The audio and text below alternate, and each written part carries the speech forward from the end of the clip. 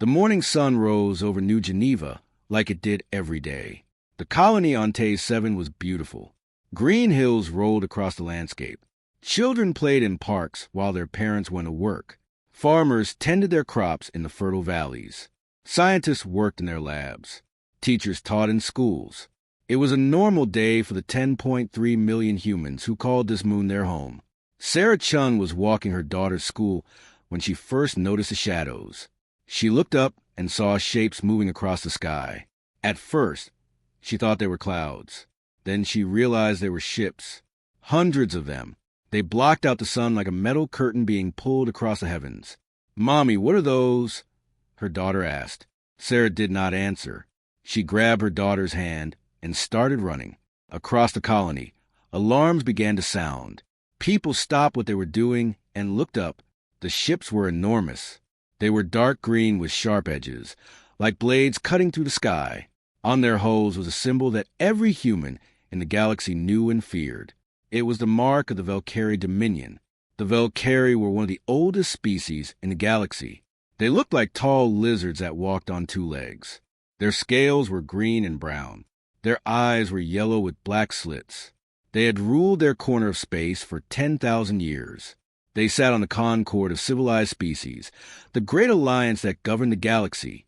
They believed they were superior to all other races. They especially hated humans. Humans were new to space. They had only been traveling between stars for 300 years. The Concord had never accepted them as full members.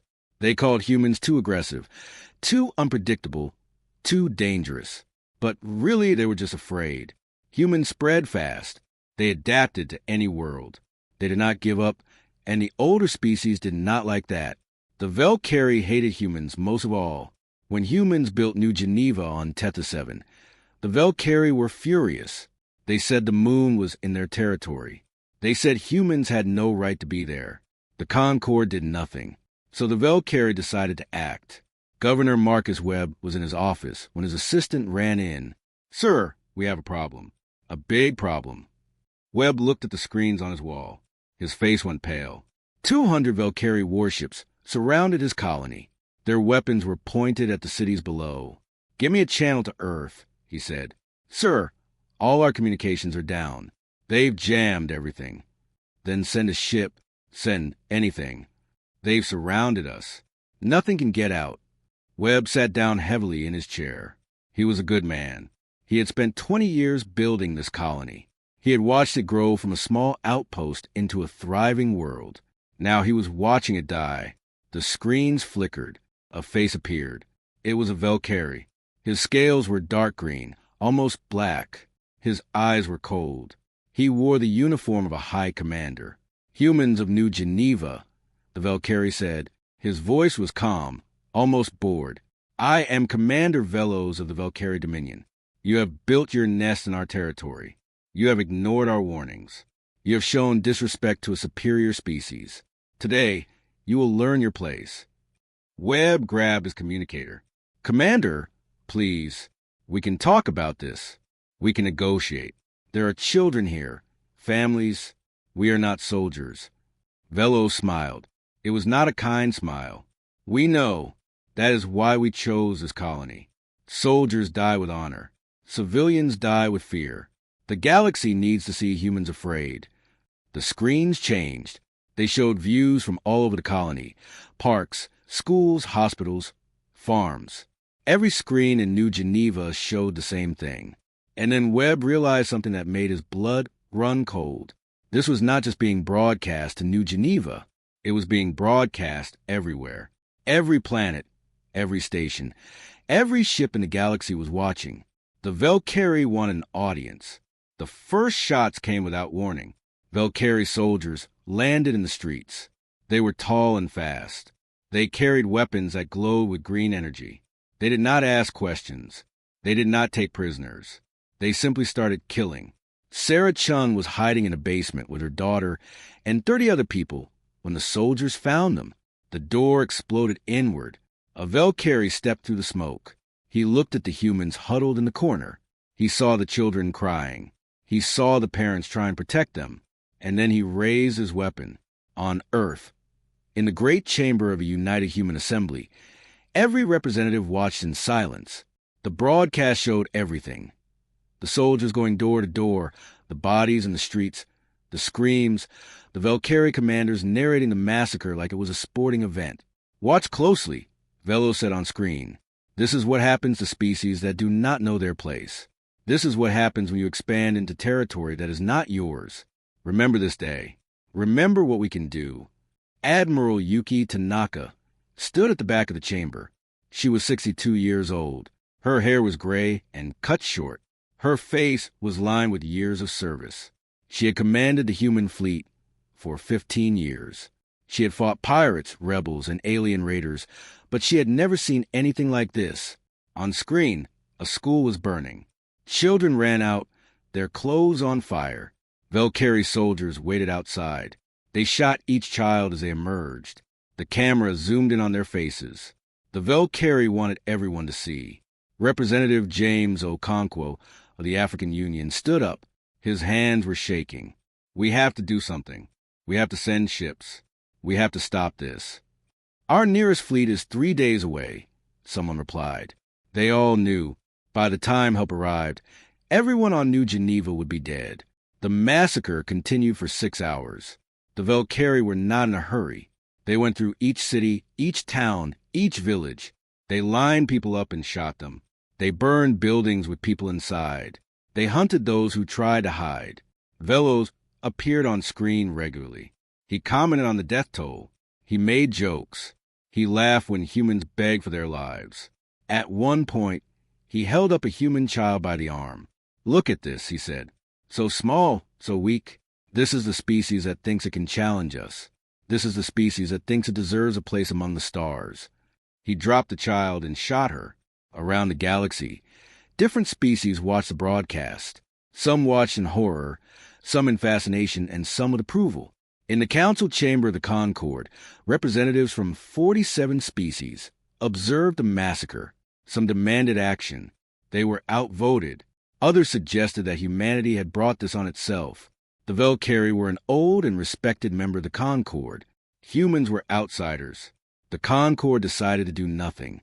The Drethkai, a species of insectoid traders, sent a message of congratulations to the Valkyrie. The Morvani, a race of telepaths, broadcast their enjoyment of humans suffering across their networks.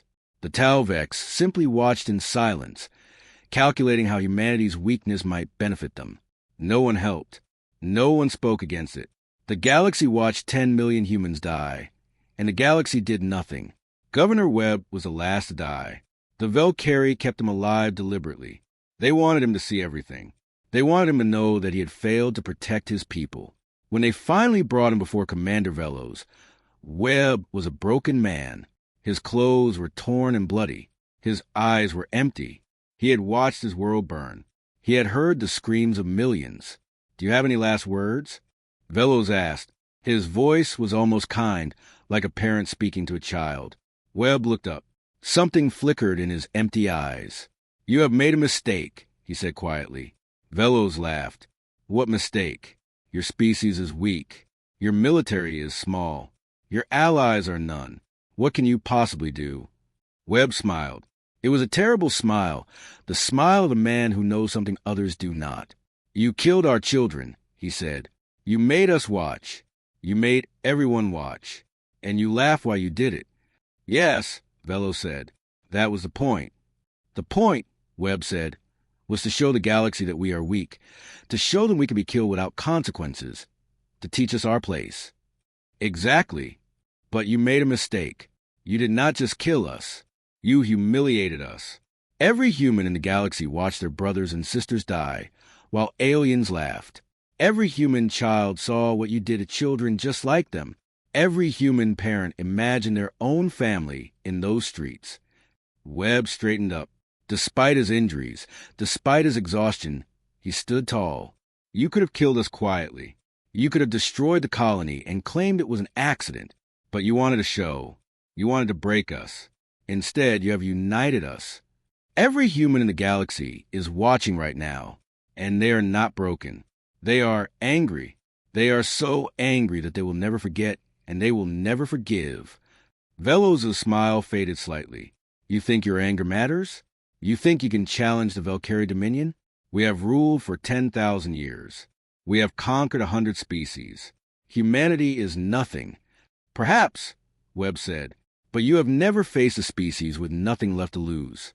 You have never faced a species that you have humiliated before the entire galaxy. You have awakened something in humanity today. And when it comes for you, and it will come, remember this moment. Remember my face. Remember that I warned you. The screen went black in the United Human Assembly. No one moved. No one spoke. The representatives sat in their seats like statues. Some had tears streaming down their faces. Others were pale with shock. A few were shaking with rage so intense they could not control their bodies. Admiral Tanaka walked slowly to the center of the chamber. Her boots echoed in the silence. Every eye turned to her. She stood there for a long moment, looking at the dark screens where 10 million people had died. When she spoke, her voice was quiet, but in that silent chamber, everyone heard every word. I have served the human fleet for 40 years. I have seen battle. I have seen death. I have seen cruelty. But I have never seen anything like what we witnessed today. They did not just kill our people. They made it entertainment.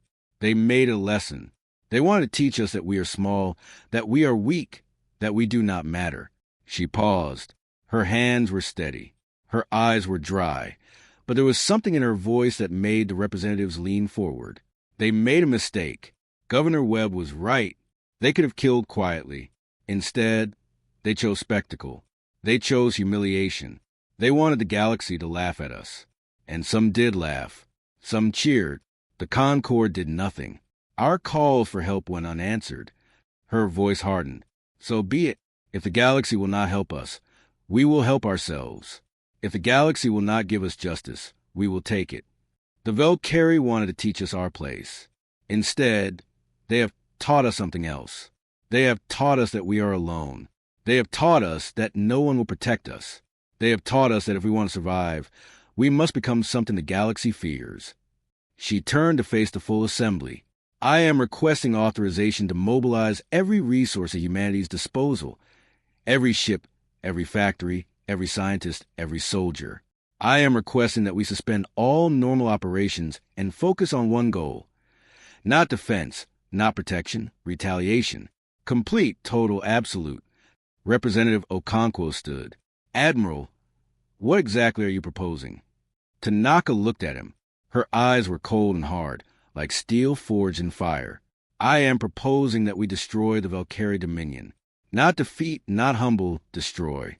Every ship, every colony, every city, every man, woman, and child. I am proposing that we erase them from the galaxy so completely that 1,000 years from now, species will tell stories about what happens when you kill human children and laugh. The chamber erupted. Representatives shouted. Some supported her. Others called her insane. Some demanded diplomacy. Others demanded immediate war. Tanaka waited. When the noise died down, she spoke again. I know what I am asking. I know it sounds extreme, but think about what we just watched. They killed 10 million people and broadcast it as entertainment. They want us to be afraid. They want us to bow. They are waiting for us to send diplomats, to beg, to accept our place. Her voice dropped to almost a whisper. I say we give them something they do not expect. I say we give them silence, 1 year of silence. Let them celebrate. Let them think we are broken. And then, when they have forgotten about us, when they have moved on to their next conquest, we come for them, not with diplomats, not with negotiators, with everything we have. And we do not stop until there is nothing left. What about the Concord? Someone asked. They have the largest fleet in the galaxy. If we attack the Valkyrie, they might intervene. Tanaka smiled. It was the same smile Governor Webb had worn in his final moments. The Concord watched our children die and did nothing. They are cowards. When they see what we become, they will be too afraid to stop us. And if they try... She did not finish the sentence. She did not need to. The vote was held at midnight. The representatives spoke one by one. Some argued against extinction. They spoke of morality, of mercy, of being better than their enemies. But then They remembered the schools burning. They remembered the children running. They remembered the Valkyrie laughing. They remembered that the galaxy had watched and done nothing. The final vote was unanimous. No mercy, no survivors. Across Earth, the decision was broadcast to every city, every town, every home. Humans gathered in squares and parks, in bars and living rooms, and watched their leaders announce what was to come. Today, we witness a crime against humanity, the Speaker of the Assembly said. 10 million of our brothers and sisters were murdered. The galaxy watched and did nothing. Some even cheered. We called for help and none came. He paused and his voice grew hard. So be it. If the galaxy will not protect us, we will protect ourselves. If the galaxy will not punish those who murder our children, we will punish them ourselves. From this day forward, every resource at humanity's disposal will be directed toward one goal: the complete destruction of the Valkyrie Dominion. This is not revenge. This is a message. A message to every species in the galaxy. You may think humans are weak. You may think you can kill us without consequence. Today, we show you that you are wrong. Humanity remembers, and humanity repays. The broadcast ended, and across the human worlds, something changed. The grief was still there. The horror was still fresh. But now there was something else. Something cold, hard, and patient. In the shipyards of Mars, engineers began drawing new designs. In the factories of Europa, production lines shifted to military output. In the academies of Luna, teachers started training soldiers. In the laboratories of Earth, scientists began building weapons that would make the galaxy tremble. No one spoke of peace. No one spoke of forgiveness. There was only one word on everyone's lips, one word that united billions of humans across dozens of worlds: retaliation. The Valkyrie had wanted to teach humanity its place. They had succeeded beyond their wildest dreams. But the lesson humanity learned was not the one they intended. The lesson was simple. In a galaxy that would watch children burn and do nothing, survival meant becoming the thing others feared. If mercy was weakness and cruelty was strength, then humanity would be the cruelest species the galaxy had ever seen. Commander Velos returned to his homeworld as a hero. Parades were held in his honor. He was given medals and titles. He gave speeches about superiority and human weakness. He told his people they had nothing to fear. The humans were broken. He was wrong. In the darkness of space, humanity was changing. The gentle species that had wanted nothing but peace, that had hoped for friendship among the stars, was dying. In its place, something else was being born. Something cold, something patient, something that would not stop until everyone was dead. Admiral Tanaka stood on the bridge of her command ship, looking out at the stars. Somewhere out there, the Valkyrie were celebrating. Somewhere out there, species were laughing about weak humans. Somewhere out there, the galaxy was moving on, forgetting about 10 million deaths. But humanity would not forget. Humanity would never forget. 1 year, Tanaka said quietly to herself, 1 year to prepare, and then we come for them. All of them. She turned away from the stars. There was work to do. The clock had started. For 1 year, humanity went silent. No angry speeches, no threats, no diplomatic protests. Human ambassadors withdrew from every galactic station. Trade ships stopped flying. Colony worlds went dark. It was as if humanity had simply disappeared. The Valkyries celebrated their victory. Commander Velos became the most famous military leader in their history. Statues were built in his honor. Songs were written about his conquest. Young Valkyrie dreamed of becoming like him, a warrior who had humiliated an entire species before the galaxy.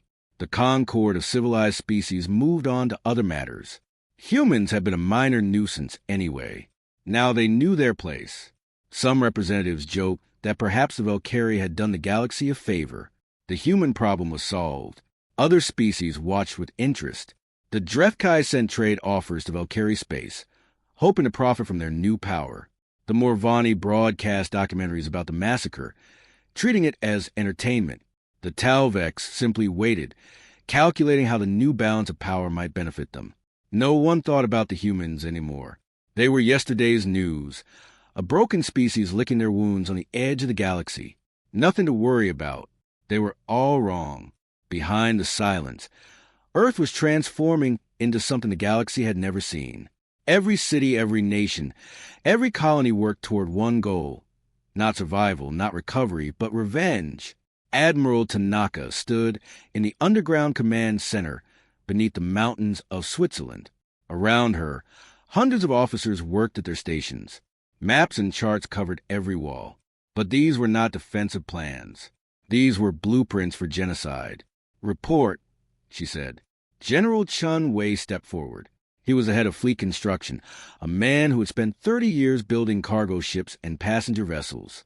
Now, he built only weapons of war. "The shipyards are ahead of schedule," he said. "We have completed 800 warships. By the end of the year, we will have 4,000. Quality is better than anything in the galaxy. We have studied every species' technology for 300 years. We were never allowed to buy their weapons, so we learned to build our own. Our shields are stronger than Valkyrie shields. Our weapons hit harder. Our engines are faster." Tanaka nodded. "What about the special weapons?" Chun Wei hesitated. "Admiral, are you sure about those? They violate 17 Concord conventions. If the galaxy finds out—" "The galaxy watched our children burn and did nothing," Tanaka interrupted. "I do not care about their conventions. I care about results. Can you build them?" "Yes, we can build them." "Then build them." Across human space, the war machine grew. Factories that once made farm equipment now made bombs.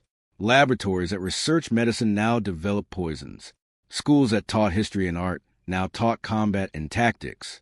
Dr. Maria Santos had spent 20 years developing treatments for childhood diseases.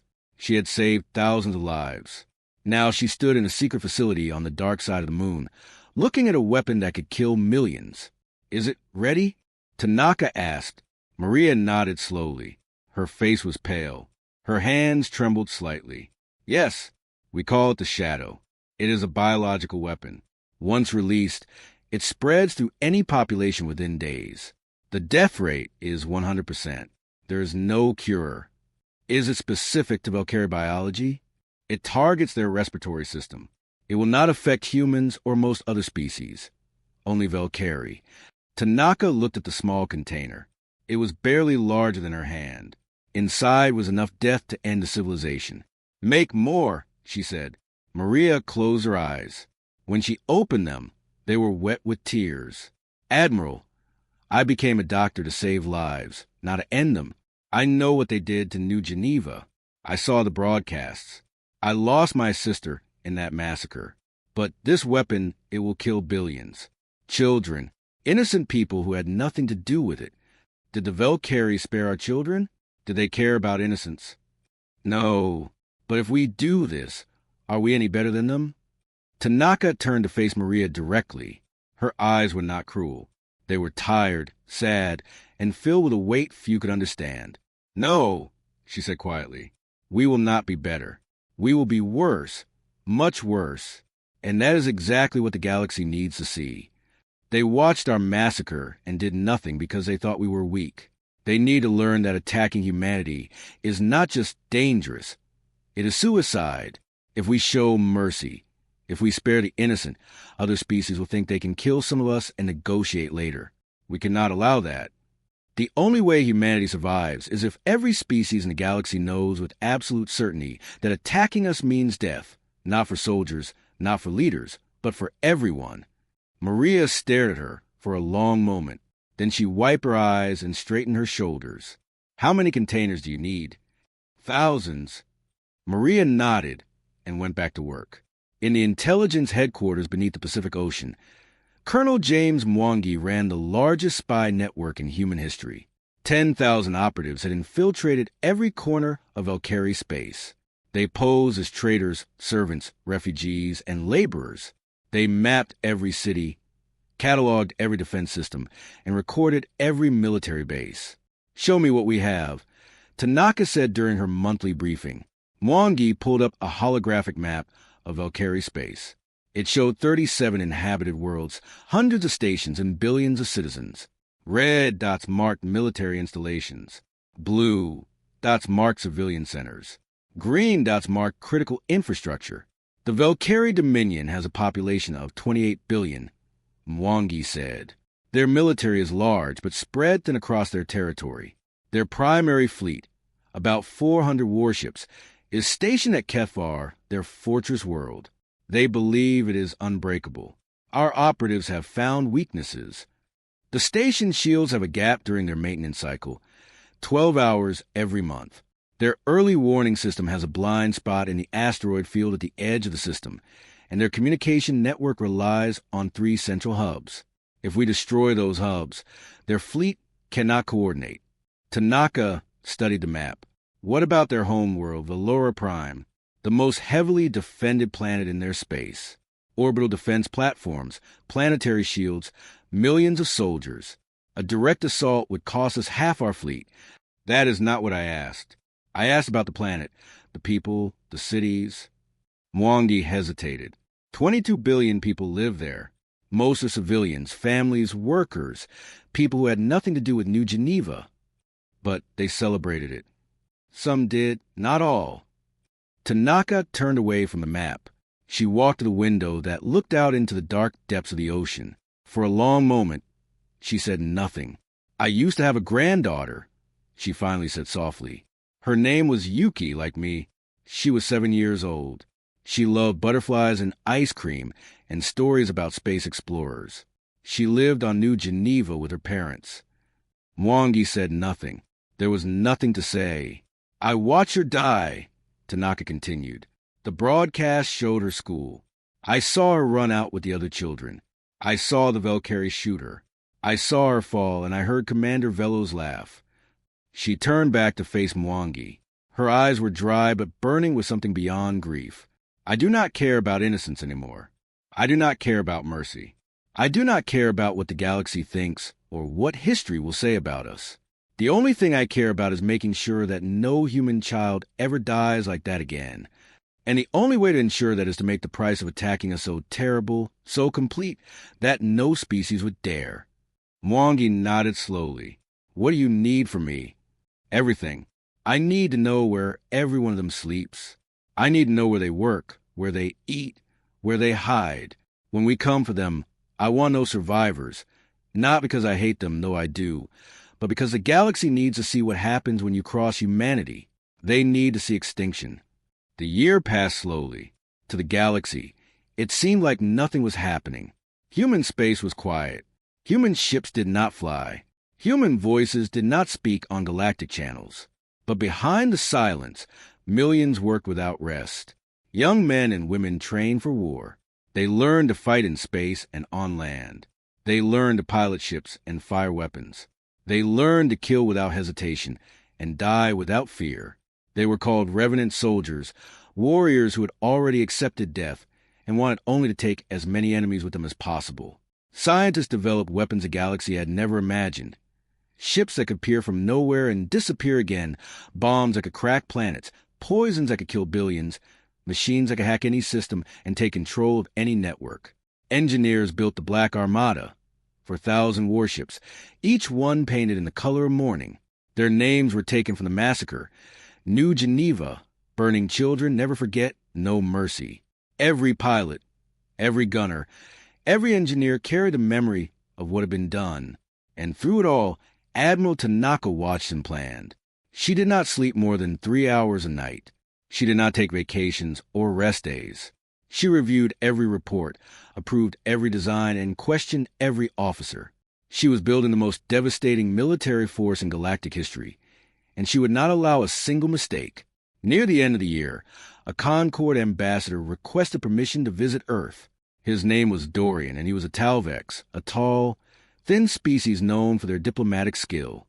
The Concord wanted to discuss reintegration. They wanted to know if humanity was ready to rejoin the galactic community. Tanaka almost refused, but then she realized that a visit could be useful. The Talvex were good at reading people. If Dorian saw what she wanted him to see, he would report back to the Concord that humanity was broken. It would make the coming war easier. She greeted him in the ruins of New York City. The city had not been destroyed.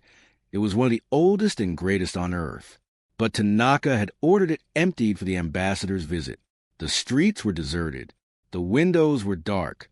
The only sound was the wind blowing through empty canyons of steel and glass. "Ambassador," Tanaka said, her voice flat and tired. "Welcome to Earth." Dorian looked around with his large, dark eyes. The Talvex had no facial expressions humans could read, but his body language showed discomfort. "Admiral Tanaka, thank you for receiving me. I must say I expected more activity. Our people are grieving. They do not wish to see strangers. Of course, the New Geneva incident was unfortunate." Tanaka's eye twitched slightly at the word incident, but she kept her voice calm. "Yes, 10 million dead. We are still counting the bodies." Dorian made a gesture that might have been sympathy. "The Concord wishes to extend its condolences. We also wish to discuss humanity's future in the galactic community. There are concerns that your species may be withdrawing. We are merely recovering. It takes time to heal from such a wound." They walked through the empty streets. Dorian saw humans occasionally, pale, thin figures who shuffled along with their heads down. They did not look up when the ambassador passed. They seemed defeated, broken. "I have heard reports," Dorian said carefully, "that humanity is building warships, that your military production has increased dramatically." Tanaka shrugged.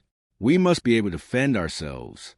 The massacre taught us that the Concord will not protect us. We do not wish to be victims again. The Valkyrie believe you may be planning retaliation. The Valkyrie killed 10 million of our people and laughed. They can believe whatever they wish. We are not planning anything except survival." Dorian studied her carefully. He was trained to read deception. He was one of the best diplomats in the Concord. What he saw was a tired, grieving woman leading a defeated species. The humans were building ships, yes, but they were building them to hide behind. They were not planning war. They were planning to cower in their corner of the galaxy and hope no one attacked them again. That is what he reported to the Concord. That is what he believed. He was executed for incompetence 3 months later. The year ended on a cold December night. In the underground command center, Admiral Tanaka gathered her top officers for the final briefing. The room was dark except for the glow of holographic displays. "Report," she said. General Chun Wei stepped forward. "The Black Armada is complete. 4,200 warships, fully armed and crewed. Every ship carries enough firepower to destroy a planet." Colonel Mwangi was next. "Intelligence operations are complete. We have detailed maps of every Valkyrie world. We know their defensive positions, their patrol routes, their communication networks. We have operatives in place to sabotage their systems at your command." Dr. Maria Santos spoke quietly. "The biological weapons are ready. We have enough shadow containers to sterilize every Valkyrie world. Once deployed, the extinction will be complete within 30 days. Tanaka listened to each report in silence. When they were finished, she stood and looked at the holographic map of the galaxy. The Valkyrie territory glowed red at the center. "Tomorrow we begin," she said. "Operation Remembrance, the complete destruction of the Valkyrie Dominion. No negotiations, no mercy, no survivors." She turned to face her officers, men and women who had dedicated their lives to building the instruments of extinction. They had sacrificed their sleep, their families, their morality for this moment. "I want to be clear about what we are doing," she continued. "We are not just going to war. We are going to commit genocide. We are going to kill billions of people, most of whom had nothing to do with New Geneva. We are going to become the thing we hate. And when it is over, the galaxy will never see humanity the same way again." She paused. Her voice softened slightly. "If anyone wishes to resign, you may do so now. I will not blame you. What we are about to do goes against everything we were taught, everything we believed, but I believe it is necessary. The galaxy will only respect strength, and the only way to ensure humanity's survival is to show them a strength so terrible that no one will ever challenge us again." No one moved. No one spoke. Every officer in that room had lost someone on New Geneva. Every one of them had watched the massacre. Every one of them had heard the Valkyrie laugh. Tanaka nodded slowly. "Very well. Tomorrow at dawn, the Black Armada launches. The Valkyrie will wake up to find their worst nightmare at their doorstep, and then they will learn what humanity has become." She walked to a window and looked up at the stars. Governor Webb had warned them. He had told them they had awakened something in humanity. He had told them to remember his face. "Tomorrow," she said softly, "they will remember, and then they will die." The room was silent. The officers filed out to their posts. The machines of war hummed with power. The ships stood ready in their docks. And somewhere in the darkness of space, 28 billion Valkyries slept peacefully, dreaming of their glory, their power, and their superiority. They did not know that death was coming. They did not know that in a few short hours, their species would begin its journey toward extinction. They had wanted to teach humanity its place. Tomorrow, they would learn their own. The silence was about to end, and when it did, the galaxy would learn what happened when humanity stopped talking and started killing. Admiral Tanaka stood alone in the darkness, watching the stars. She thought about her granddaughter. She thought about the 10 million people who had died screaming. She thought about a galaxy that had watched and done nothing. "Soon," she whispered. "Soon." Then she went to bed for the last time before the war. Tomorrow, the Valkyrie would burn. The attack came without warning. Commander Velos was asleep at his mansion on Valora Prime when the alarm started screaming. He jumped out of bed and ran to the window. The night sky was on fire. Lights were falling from the heavens, not stars, but explosions. The space station that orbited his world was dying. His communicator buzzed with panicked voices. "Commander, enemy ships have appeared in the outer system." "How many?" "We can't count them. Hundreds, maybe thousands. They appeared out of nowhere." "What species? Who is attacking us?" There was a pause. When the voice came back, it was shaking with fear. "Humans, sir. The humans are here." Velos felt his blood go cold. For a year, he had told everyone that the humans were broken, that they would never recover, that his victory at New Geneva had proven Valkyrie's superiority for all time. He had been wrong. The Black Armada struck 17 military installations in the first hour. Human ships appeared from subspace with weapons already firing. They did not announce themselves. They did not demand surrender. They simply attacked.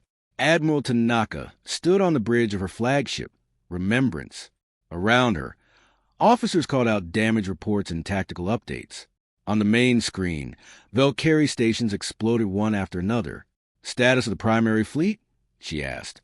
"They are scrambling to launch, Admiral, but our ships are already in position. They're sitting ducks."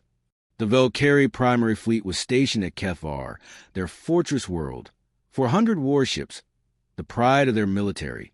But they've been caught in dry dock, their crews asleep, their systems on standby. Colonel Mwangi's operatives had disabled their early warning systems.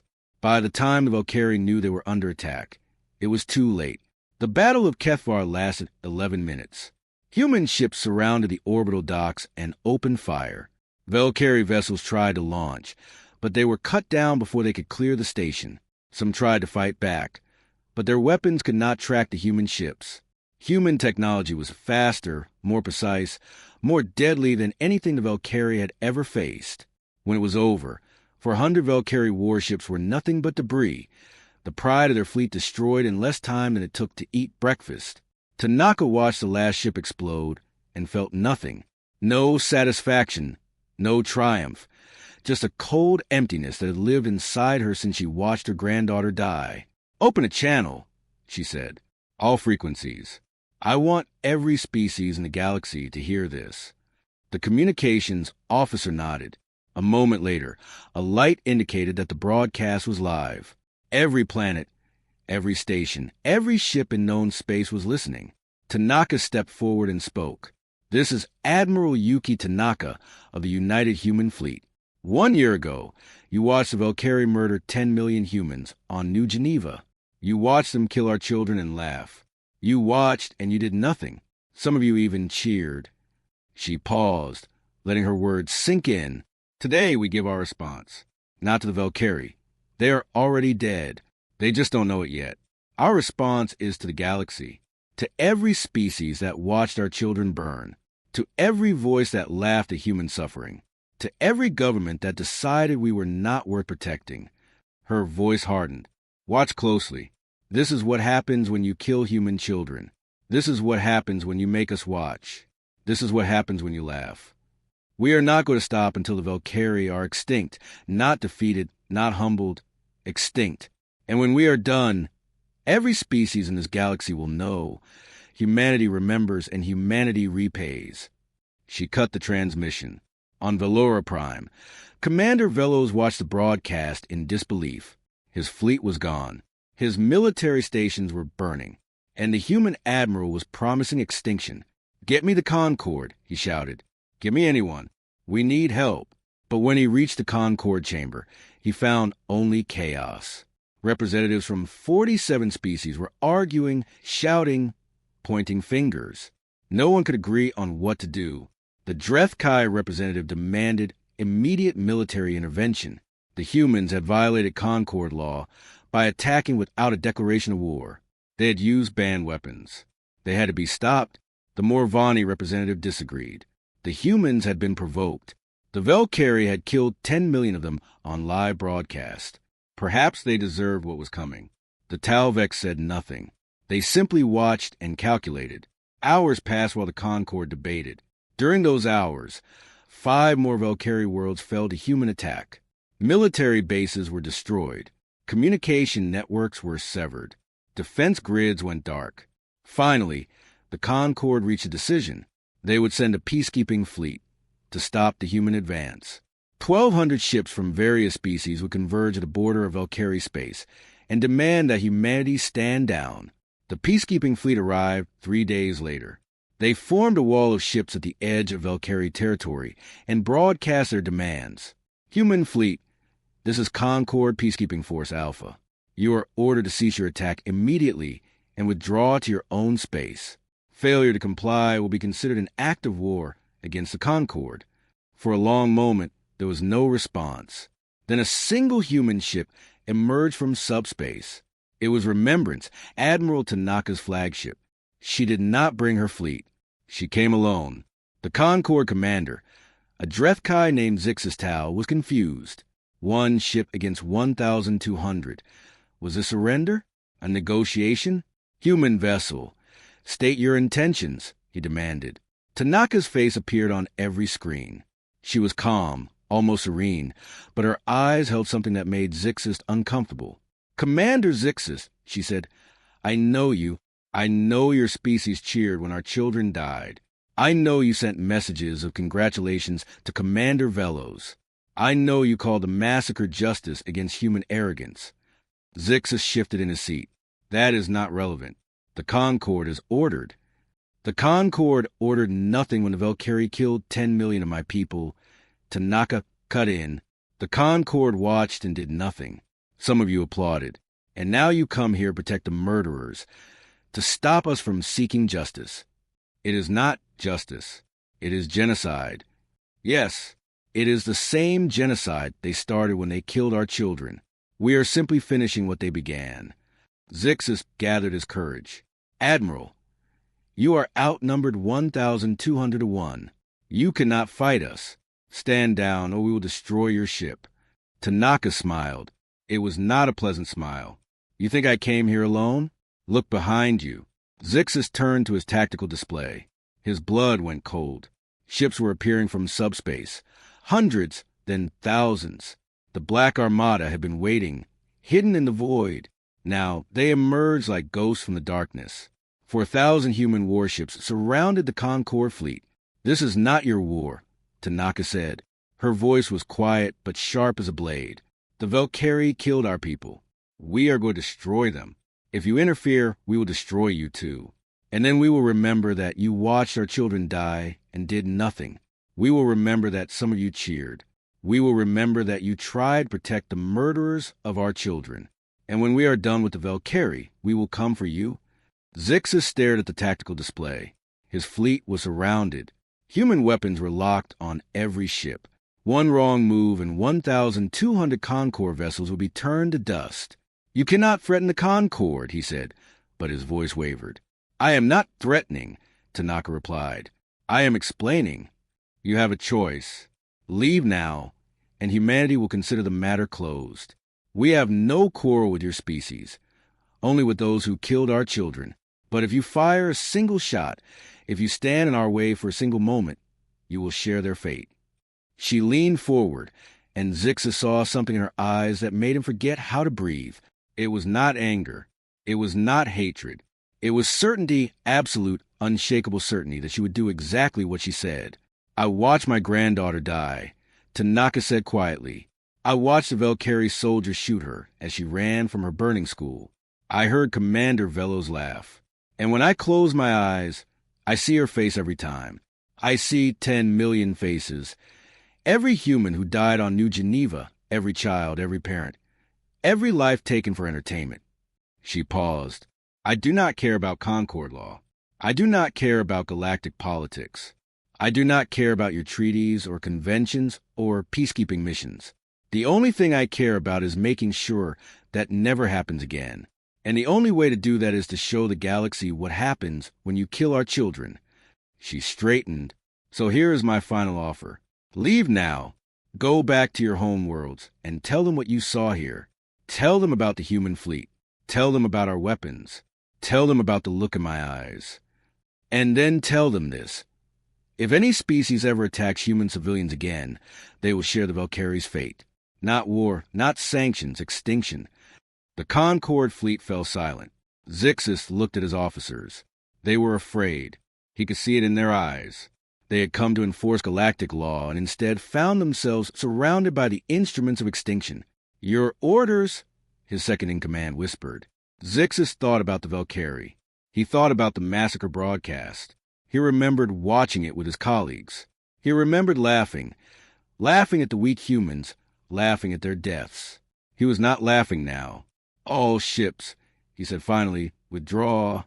"Commander," "I said withdraw. Full retreat. Get us out of here." The Concord fleet turned and fled. 1,200 ships ran like prey from a predator. They had come to stop a genocide and left with their tails between their legs. On the bridge of the Remembrance, Tanaka watched them go. "Should we pursue?" her tactical officer asked. "No. Let them run. Let them tell everyone what they saw. The galaxy needs to understand that we are not playing games. We are not negotiating. We are exterminating." She turned back to the star map. Valkyrie territory glowed red before her. Continue the operation. Destroy everything. The human fleet moved through Valkyrie space like a plague. World after world fell. Military bases were annihilated. Civilian infrastructure was targeted. Power grids went dark. Food production facilities were destroyed. Communication networks were severed. The Valkyrie had never faced anything like this. Their military was designed for conventional warfare. Fleet against fleet, army against army. But the humans did not fight conventionally. They appeared from nowhere, struck without warning, and vanished before reinforcements could arrive. Worse, they did not take prisoners. Every captured Valkyrie base was destroyed with everyone inside. Every ship that surrendered was vaporized. The humans were not interested in victory. They were interested in annihilation. On Velora Prime, Commander Velos watched his empire crumble. In 3 weeks, humanity had destroyed 60% of his species' military capability. Billions of Valkyrie were dead. More were dying every day. He tried everything. He sent diplomats. They were shot down before they could speak. He offered surrender. There was no response. He released human prisoners from Valkyrie jails. The humans took them aboard without a word and continued their attack. Nothing worked. The humans would not stop. They would not negotiate. They would not show mercy. One night, Velos called his remaining commanders for a final meeting. "We are losing," he said. The words tasted like poison. "We cannot defeat them in battle. Our only hope is to negotiate." "They will not talk to us," a commander replied. "They kill everyone we send." "Then we must find someone they will talk to," Velos said. "Someone who can convince them to stop." "Who?" "The Concord abandoned us. The other species are afraid. No one will stand up to the humans now." Velos slammed his fist on the table. "There must be something, some weakness, some leverage, something we can use." "There is nothing, Commander. They do not want our territory. They do not want our resources. They do not want our technology. They want us dead. All of us." and they will not stop until they get what they want. The room fell silent. Outside, the sky lit up as another orbital platform exploded. The humans were in orbit now. The invasion of the home world would begin soon. How did this happen? Velos whispered. They were supposed to be weak. They were supposed to be broken. They were supposed to learn their place. They learned something, a commander said quietly, but it was not what we intended. They learned that the galaxy does not protect the weak. They learned that survival means being strong enough to destroy your enemies completely. They learned that mercy is weakness and cruelty is strength. He looked at Velos with hollow eyes. We taught them that, Commander. We taught them with the blood of their children, and now they are teaching it back to us. The invasion of Allura Prime began the next morning. 2 million human soldiers descended from the sky. They did not bomb the cities from orbit. They did not use their biological weapons yet. They came down in person, with rifles and armor, and eyes full of cold fury. Tanaka wanted the Valkyrie to see them. She wanted them to look into human faces as they died. She wanted them to understand that this was not technology killing them. It was people who had lost everything and had nothing left but rage. The ground war was brutal. The Valkyrie fought desperately, but they were outmatched. Human soldiers moved through their cities like shadows. They did not accept surrender. They did not take prisoners. They simply killed, block by block, street by street, house by house. And everywhere they went, they broadcast a New Geneva massacre. On every screen, every device, every surface, the images played on repeat. Valkyrie citizens watched their own soldiers killing human children, watched Commander Velos laughing, watched the galaxy do nothing. This is why, the broadcast said, this is why you die. Tanaka landed on Allura Prime on the 3rd day. She wanted to be there in person.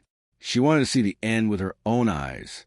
She walked through the ruined streets of the capital city, surrounded by her guards. Valkyrie bodies lay everywhere. Some were soldiers. Many were not. Men, women, children, all dead.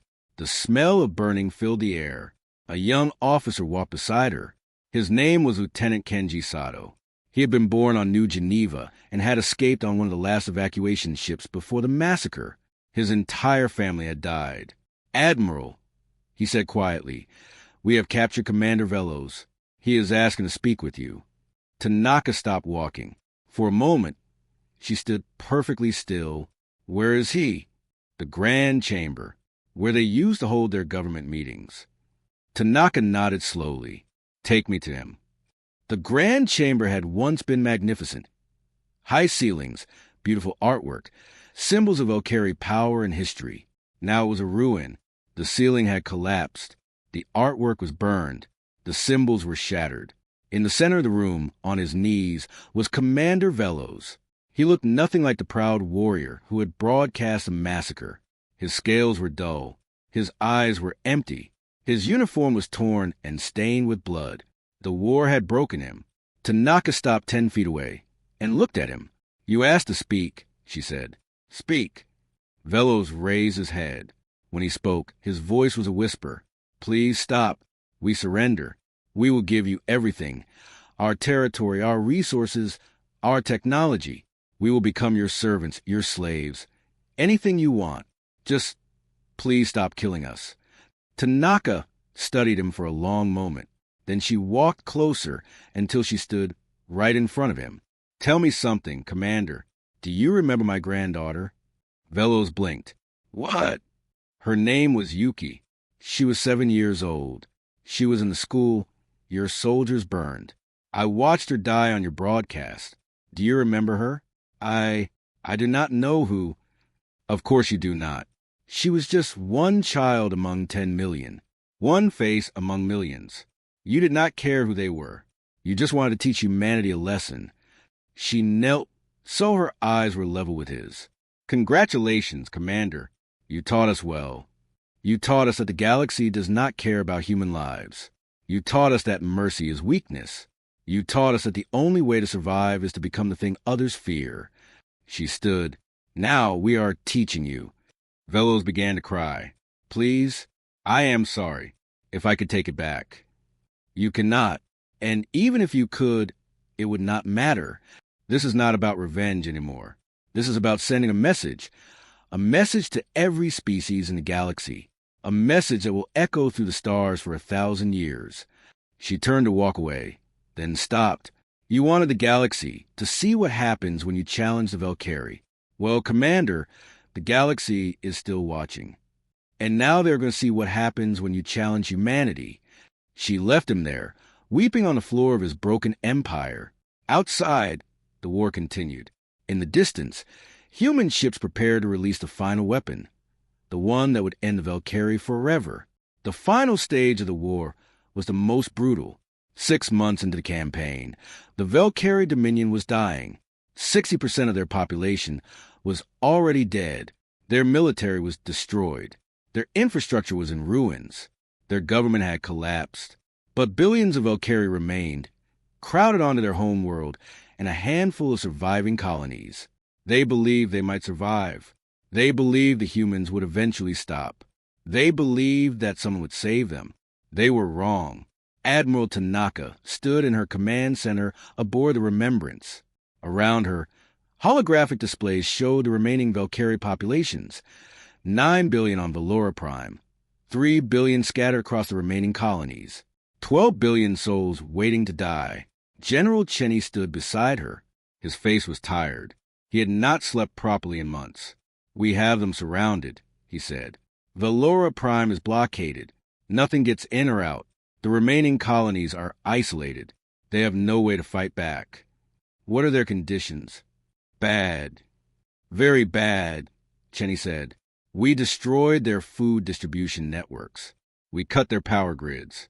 They are starving and freezing. Disease is spreading through their refugee camps. Even without our direct intervention, millions are dying every day. Tanaka nodded slowly. That is not enough. Cheney hesitated. Admiral, we have killed billions. We have broken their civilization. Surely that sends a message we wanted. No, the message is not complete until they are gone. All of them. She turned to face him. General, I understand your hesitation. I share it. What we are doing is monstrous. History will call us murderers, and history will be right. But if we stop now, if we show mercy, other species will think they can kill some of us and negotiate later. They will think humanity has limits. They will test those limits. She pointed to the display, showing Valora Prime. 9 billion Valkyrie live there. If we spare them, they will rebuild. In 100 years, they will be strong again. In 200 years, they will remember what we did, and they will want revenge. Their children will grow up hating us. The cycle will never end. So we kill them all. Even the children? Especially the children. The children will grow up to become soldiers who hate us. They will become scientists who build weapons against us. They will become leaders who dream of vengeance. The only way to end this is to make sure there is no one left to seek revenge. Cheney closed his eyes. When he opened them, they were filled with pain. I became a soldier to protect people, not to slaughter them. I know, and when this is over, you can hate me. You can curse my name. You can tell your grandchildren that Admiral Tanaka was a monster. But you will have grandchildren, because we will have made humanity safe. No species will ever dare to attack us again. The price of our security is our souls, and I am willing to pay that price. She turned back to the display. Begin the final phase. General. Yes, Admiral? Do not use the biological weapons yet. I want the ground troops to finish the job. I want the Valkyrie to see human faces as they die. I want them to know this was done by people, not machines. I want them to understand that every human on this ship, every soldier on the ground, every pilot in the sky made a choice to destroy them. Not because we had to, but because they made us want to. The invasion of Valora Prime entered its final weeks. Human soldiers moved through the cities with grim efficiency. They went block by block, building by building, room by room. Every Valkyrie they found was killed. Soldiers who surrendered, civilians who hid, children who cried. Lieutenant Kenji Sato led one of the ground teams. He was 23 years old. Before the war, he had wanted to be a teacher. Now he was a killer. His team entered a residential building on the outskirts of the capital. The power was out. The hallways were dark. Their flashlights cut through the shadows, revealing walls covered in Valkyrie script that none of them could read. Movement on the third floor, a soldier whispered. They climbed the stairs slowly, weapons ready. At the end of the hallway, they found a closed door. Kenji signaled his team to take positions, then kicked it open. Inside was a family. A male Valkyrie stood in front of his wife and 2 children, his arms spread wide as if that could protect them. The children were small, barely half Kenji's height. Their yellow eyes were wide with terror. "Please," the father said, his voice trembling. "They are children. They have done nothing." Kenji stared at them. His rifle was raised, his finger on the trigger. Behind him, his team waited for his order. He thought about New Geneva. He thought about his little sister, who had been 9 years old when she died. He thought about the broadcast that showed Valkyrie soldiers laughing as they shot children. These children were not those soldiers. They were innocent. They had not killed anyone. They had not laughed at human suffering. But their parents had watched the broadcasts. Their grandparents had celebrated the massacre. Their species had treated human deaths as entertainment. And if he let them live, they would grow up. They would remember this night. They would remember the human soldier who killed their father but spared them. And one day, they might come for revenge. The cycle would never end unless someone ended it. Kenji's jaw tightened. His eyes grew cold. The last traces of the young man who had wanted to be a teacher disappeared. He pulled the trigger. When it was over, his team moved on to the next building. None of them spoke. None of them looked at each other. They did their job in silence, like machines. Later that night, sitting alone in his quarters, Kenji stared at his hands. They were covered in green blood.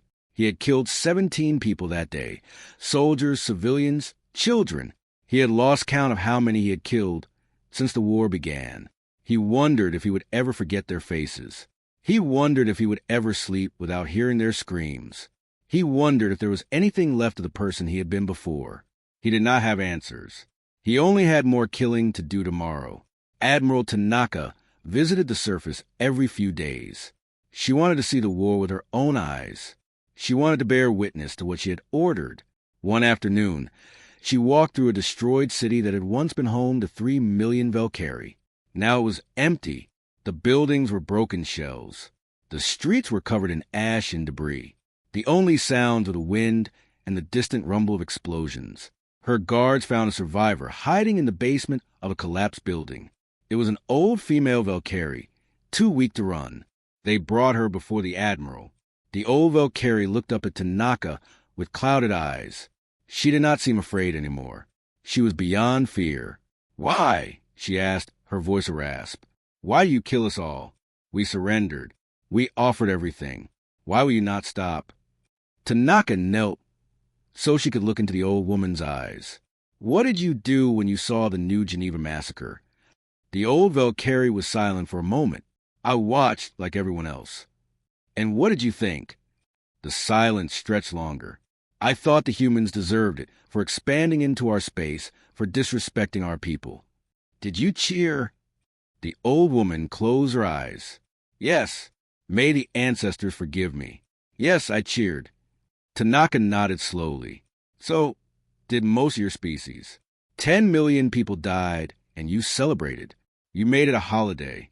You built statues to the commander who killed them. You taught your children that humans are vermin who deserve extermination." She stood. "Now you ask me why we will not stop. The answer is simple. You taught us what we are worth. You taught us that our lives have no value. You taught us that the galaxy will cheer when we die." She looked down at the old woman. "So we learned a different lesson. We learned that if our lives have no value, then neither do yours. We learned that mercy is weakness. We learned that the only way to survive in this galaxy is to make others fear us more than they fear anything else." She turned to walk away. "You wanted to teach us our place. You succeeded. Our place is at the top, and we will burn anyone who tries to pull us down." The old woman watched her go. A few minutes later, a soldier came to finish what the admiral had started. The war continued. The death toll climbed higher every day. On other worlds, other species watched with growing horror. The Concord had dissolved in all but name. Representatives no longer met because no one knew what to say. The humans were committing genocide, and there was nothing anyone could do about it. Some species tried to help the Valkyrie. The Morvani sent a diplomatic mission, hoping to negotiate a ceasefire. The human fleet destroyed their ships before they could enter space. The Drethkai, who had once congratulated the Valkyrie on the massacre, now sent frantic apologies to humanity. They offered trade deals, territory, even their own military secrets. The humans did not respond. They did not need to. The message was clear. Apologies were not accepted. Their diplomats quietly reached out to human officials with a simple offer: neutrality. The Talvex had never cheered for the massacre. They had never supported the Valkyrie. They wanted humanity to know that they were not enemies. Tanaka considered their offer for 3 days before responding. In the end, she accepted. The Talvex were too useful to destroy and too smart to provoke. They would make valuable partners in the new galaxy order. One neutral species was allowed to survive. The rest would learn what it meant to have been enemies of humanity. On Valcora Prime, the end was approaching. The human armies had pushed the remaining Valkyrie population into a small area around the capital city. 5 billion people crowded into space meant for millions. There was no food, no water, no power. Disease swept through the camps. The dead were piled in the streets because there was no room to bury them. Commander Velos was still alive, held in a prison beneath the ruins of the Grand Chamber. Tanaka had kept him alive deliberately. She wanted him to see the end. She visited him one last time on the final day. Velos looked like a skeleton. His scales had turned gray. His eyes were empty. He had not eaten in days. He no longer had the strength to stand. "It is almost over," Tanaka said. "Tomorrow we release the shadow. Your species will be extinct within a month." Velos raised his head slowly. "Why? You have won. You have destroyed us. Why must you kill everyone?" "Because winning is not enough. I told you before, this is a message. The galaxy needs to see what happens when you kill human children. They need to see total extinction. They need to know that there is no negotiation, no surrender, no mercy, only death. We are already destroyed. We are no threat. Not yet. But if I spare the survivors, they will rebuild. They will remember. They will come for revenge. The cycle will continue forever." She shook her head. "I am tired of cycles. I am tired of endless wars and revenge and counter-revenge. The only way to break the cycle is to make the cost so terrible that no one ever starts it again. Your species will be the example. For the next 1,000 years, when other species think about attacking humanity, they will remember what happened to the Valkyrie, and they will be afraid." Velos was silent for a long moment. Then he spoke in a voice barely above a whisper. "You are not human anymore. You are something else. Something we created. Yes, you created us. You took a species that wanted peace and taught them to be monsters. You killed our children and laughed. And now you cry when we return the favor. But it is too late for tears. It was too late the moment you fired the first shot at New Geneva." She turned to leave. "Wait," Velos said. "Please grant me one last request." Tanaka stopped but did not turn around. "Let me die fighting. Let me die with a weapon in my hand. Do not let me die sick and starving in this cell." For a moment, Tanaka was still. Then she nodded slowly. "Very well. Tomorrow, before the shadow is released, you will be given a weapon. You may fight to the end. I grant you that much dignity." She walked out of the cell without looking back. That night, Tanaka stood alone on the observation deck of the Remembrance. Below her, Valora Prime glowed faintly in the light of its dying sun. 5 billion people were down there, waiting to die. She thought about what Velos had said. "You are not human anymore. You are something else." He was right. She knew he was right. The woman she had been before New Geneva was dead. She had died alongside her granddaughter, alongside 10 million others. What remained was something cold and hard and terrible. But it was also strong. Strong enough to protect humanity. Strong enough to make the galaxy afraid. Strong enough to ensure that no human child would ever die like Yuki again. Was it worth it? She asked the empty darkness. All those billions of lives. All that blood on my hands. All those souls I have sent to whatever waits beyond death. She did not expect an answer. She did not receive one. But deep inside, in the place where her humanity used to live, she knew the answer was no. Nothing was worth this. Nothing could justify the extinction of an entire species. And yet, she would do it anyway, because the alternative was worse. Because showing mercy now would invite future attacks. Because the galaxy only respected strength, and she had to be the strongest. Tomorrow, the Valkyrie would die, and Yuki Tanaka would die with them. The last remnants of the woman she had been before the war. What would remain was something else. Something the galaxy would fear for 1,000 years.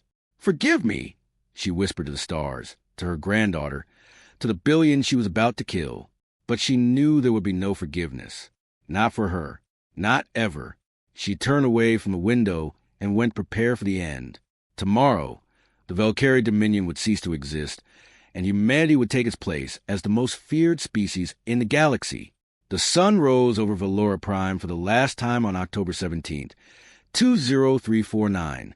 In the skies above, human ships formed a ring around the planet. In the ruins below, 5 billion Valkyrie waited for death. They knew it was coming. They had seen the reports. The humans had developed a weapon that could kill their entire species. Today, they would use it. Admiral Tanaka stood on the bridge of the Remembrance. Around her, officers prepared the deployment of the Shadow, the biological weapon that would end the Valkyrie forever. No one spoke. The silence was heavy with the weight of what they were about to do. "Admiral," General Chin said quietly, "we are ready." Tanaka nodded but did not respond immediately. She stared at the planet below, thinking about the billions of lives that would end today. Mothers and fathers, children and grandparents, artists and teachers, workers and dreamers. All of them would die because of what a few of their leaders had done. It was monstrous. She knew it was monstrous. And yet she would give the order anyway. "Admiral," Chin said again, "your orders?" Tanaka closed her eyes. For a moment, she was back on Earth, watching the massacre broadcast. She saw her granddaughter running from the burning school. She saw the Valkyrie soldier raise his weapon. She heard Commander Velo's laugh.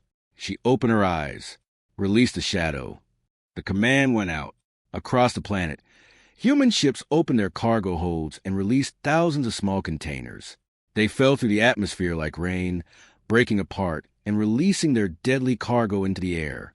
The Shadow was invisible. You could not see it or smell it or feel it. But once you breathed it in, you were dead. There was no cure, no treatment, just a slow decline over days and weeks until your body simply stopped working. The first Valkyrie began dying within hours. By the end of the first day, millions were sick. By the end of the first week, billions were dying. The planet became a world of the sick and dying, where the streets were filled with bodies and the air was thick with the sounds of suffering. Tanaka watched it all from orbit. She did not look away. She bore witness to every death, every moment of suffering. She had ordered this. She would not hide from it. Commander Velos died on the 4th day. True to her word, Tanaka had given him a weapon and allowed him to fight. He led a small group of Valkyrie soldiers in a final charge against the human forces on the ground.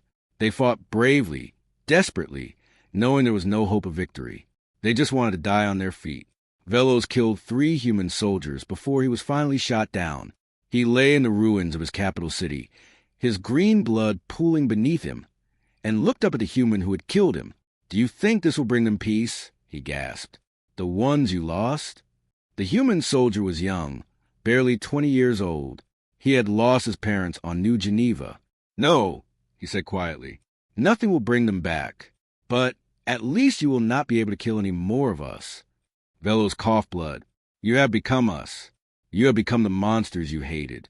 Yes, you made us this way." Velos closed his eyes. When he spoke again, his voice was barely a whisper. "Then may the ancestors have mercy on us all, because this galaxy will know no peace now."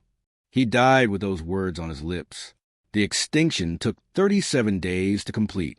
When it was over, 28 billion Valkyrie were dead. Their worlds were empty. Their cities were tombs. Their civilization was dust and memories.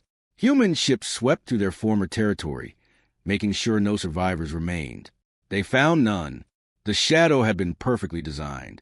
It killed every Valkyrie down to the last infant in the most remote settlement. Admiral Tanaka declared the operation complete on October 17th, 20349, exactly 2 years after the New Geneva massacre. She broadcast her final statement to the galaxy on every frequency. The Valkyrie Dominion is no more. This is the consequence of what they did to New Geneva. This is what happens when you kill human children and make the galaxy watch. This is what happens when you laugh at human suffering. She paused and her voice grew hard. Let every species in this galaxy remember what happened here. We did not want this war. We did not seek revenge. We were forced to become what we are. But now that we have become it, we will not hesitate to act again. If any species attacks human civilians, if any species kills our children, if any species makes us watch our people die while they celebrate, they will share the Valkyrie's fate. Not war, not diplomacy, extinction. She cut the transmission. The Valkyrie worlds were not colonized. Their technology was not salvaged. Their history was not preserved. Humanity left them exactly as they were, empty monuments to the cost of attacking humans. Scientists suggested studying the abandoned Valkyrie technology. Tanaka refused. Economists suggested taking their resources. Tanaka refused. Politicians suggested at least claiming their territory. Tanaka refused. Let them stand empty, she said. Let every ship that passes through see what we did. Let every species remember. The Valkyrie planets are not prizes to be claimed. They are warnings to be heeded. And so 37 worlds became ghost planets, silent reminders of what humanity was capable of when pushed too far. The galaxy changed after the Valkyrie extinction. The Council of Civilized Species, which had governed galactic politics for thousands of years, dissolved completely. Representatives no longer met because there was nothing left to discuss. The old order was gone. In its place was fear, and fear wore a human face. Species that had once mocked humanity now sent ambassadors with trembling hands and generous gifts. Species that had cheered the New Geneva massacre suddenly remembered urgent diplomatic missions and trade agreements. Everyone wanted to be friends with humanity now. Everyone was terrified of being next. The Drekkai came first. Their representatives arrived on Earth wearing mourning clothes and carrying records of every Drekkai who had supported the Valkyrie. They offered to execute those individuals publicly as a sign of goodwill. Tanaka refused.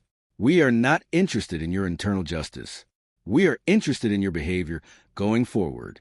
Treat humanity with respect, and we will have no quarrel. Repeat the mistakes of the Valkyrie, and you will share their fate. The Drekkai went home and began teaching their children about the dangers of angering humans. The Morvani tried a different approach.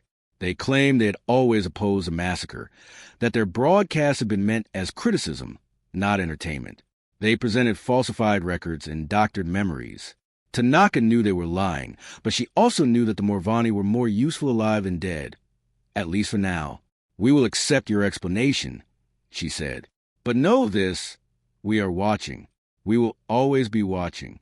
And if we ever find evidence that you celebrated human deaths, there will be no second chance. The Morvani went home and began erasing every record of their involvement with the Valkyrie. They failed to find all of them. Human intelligence officers had copies, but Tanaka kept them in reserve. Leverage was sometimes more valuable than revenge. Only the Talvex prospered in the new order. They had maintained neutrality throughout the war. They had never celebrated the massacre. They had reached out early to establish peaceful relations. Now, they became humanity's primary trading partner and diplomatic intermediary. Some species grumbled that the Talvex were collaborators, that they were helping humanity dominate the galaxy, but no one dared say it too loudly. Everyone remembered what happened to those who opposed humanity. The years passed. The galaxy settled into a new normal. Humanity expanded rapidly. Without the Concord to restrict them, humans claimed new worlds throughout the galaxy. Their population grew. Their technology advanced. Their military became the strongest force in known space. But something had changed in the human spirit. The species that had once dreamed of friendship with the stars was gone. In its place was a harder people, a people who trusted no one outside their own kind, a people who smiled politely at alien diplomats while keeping their weapons close. The children born after the war grew up learning about New Geneva. They watched the massacre broadcasts in school. They visited the memorial worlds where the names of 10 million dead were carved into endless walls of black stone. They were taught that the galaxy was dangerous, that other species would kill them if given the chance, that survival meant being strong enough to destroy any enemy completely. These children did not hate aliens. Hate was too hot an emotion. Instead, they regarded other species with cold suspicion. They were polite, but never friendly. They traded, but never trusted. They maintained peace, but always prepared for war. This was the legacy of New Geneva. This was what the Valkyrie had created when they killed 10 million people and laughed. Admiral Yuki Tanaka retired from military service 10 years after the war ended. She was 82 years old and tired in ways that had nothing to do with age. She returned to New Geneva, which had been rebuilt as a memorial world. The colony was gone. No one wanted to live where so many had died. Instead, the entire moon had been transformed into a place of remembrance. At its center was a wall, a structure that stretched for miles in every direction. On its surface were carved the names of every person who had died in the massacre. 10,327,416 names. It took days to walk from one end to the other. Tanaka bought a small house near the wall. She spent her remaining years tending a garden in the shadow of the names. People came to visit her, journalists, historians, military officers wanting to learn from her experience. She received them politely, but rarely had much to say. "What do you want me to tell you?" she would ask. "That I am proud of what I did? I am not. That I regret it? I do not. I did what had to be done." The galaxy needed to learn that humans cannot be killed without consequence. They learned. That is all that matters. One journalist asked her the question that everyone wanted to know. If you could go back, would you do it differently? Would you show mercy? Tanaka thought about it for a long time before answering. Mercy is a luxury for those who are safe. We were not safe. The galaxy watched our children burn and did nothing. Some cheered. If we had shown mercy to the Valkyrie, other species would have seen weakness. They would have tested us. More humans would have died. The cycle would have continued forever. She paused and looked out at her garden. I broke the cycle. I paid for that with my soul. 28 billion souls, to be precise. I will carry that weight until I die and beyond. But humanity is safe now. Other species fear us. They will not attack us, not because we are strong, but because they saw what happens when they try. That fear is worth more than any treaty or alliance. She turned back to the journalist. So no, I would not do it differently. I would make the same choice 1,000 times because the alternative is worse.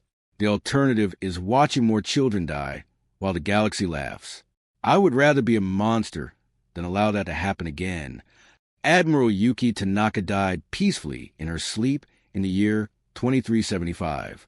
She was 108 years old. Her funeral was the largest in human history. Representatives from every human world attended. Even some alien species sent carefully chosen delegates, very respectful, very quiet. She was buried on New Geneva, in her garden, facing the wall. Her headstone bore no titles or honors, just her name, 2 dates, and a single line from her final speech.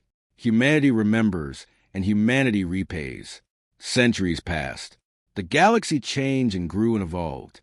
Humanity became the dominant force in known space, not the largest, as many species had greater numbers, not the oldest, as dozens of species had civilizations that predated human history, but the most respected, the most feared.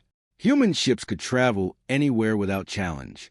Human merchants could trade anywhere without harassment. Human colonists could settle anywhere without opposition, because everyone remembered what happened to the Valkyrie. The story became legend. The legend became myth. But the message remained clear. In schools across the galaxy, children of every species learned about the Valkyrie extinction. They learned that the Valkyrie had been a proud and powerful species, rulers of 37 worlds, masters of ancient technology. They learned that the Valkyrie had killed 10 million human civilians and broadcast it as entertainment. They learned what humanity had done in response. Some taught the story as a tragedy, a warning against cruelty and arrogance. Some taught it as a lesson in power, proof that strength alone determines survival. Some taught it as horror, evidence of what happens when civilization breaks down. But everyone taught it. Everyone remembered. Everyone understood the message. Do not attack humanity. Do not kill their children. Do not laugh at their suffering. There will be no negotiation, no surrender, no mercy, only extinction. In the darkest corners of space, where the oldest species gathered to whisper about ancient times and terrible secrets, they told stories about humanity, not as friends, not as enemies, but as something else entirely. A species that looked into the abyss and decided to become it. A species that paid for peace with genocide and would do it again without hesitation. They called humans many things in those whispered conversations. Monsters, destroyers, the species that killed a civilization. But the most common term, the one that spread from species to species and world to world, was simple: the rememberers. Because humanity always remembered. Every slight, every attack, every drop of blood, they recorded it all and passed it down through generations. And when the time came for repayment, they repaid in full and more. The empty worlds of the Valkyrie still stood as monuments. 37 planets where nothing moved except the wind, cities where no lights burned, streets where no footsteps sounded. Silent testimony to the price of attacking humanity. Ships passing through the region sometimes picked up old broadcasts. Valkyrie voices speaking to each other about daily life, about art and music and politics, about hopes and dreams and fears. Ghost transmissions from a dead civilization, reminders that the Valkyrie had once been alive, had once loved and laughed and wept before humanity erased them from existence. Some travelers found it haunting. Others found it satisfying. Most just found it terrifying. And on New Geneva, the wall still stood. 10 million names carved in black stone, stretching for miles beneath an alien sky. Visitors came from across the galaxy to see it. Humans came to remember their dead. Aliens came to remind themselves why they should never challenge humanity. At the center of the wall, in a place of honor, was a small plaque. It bore no name, only a message. The words that Admiral Tanaka had spoken on the day she launched the war that changed the galaxy. No mercy, no survivors. Below it, in smaller letters, was added later: they remembered,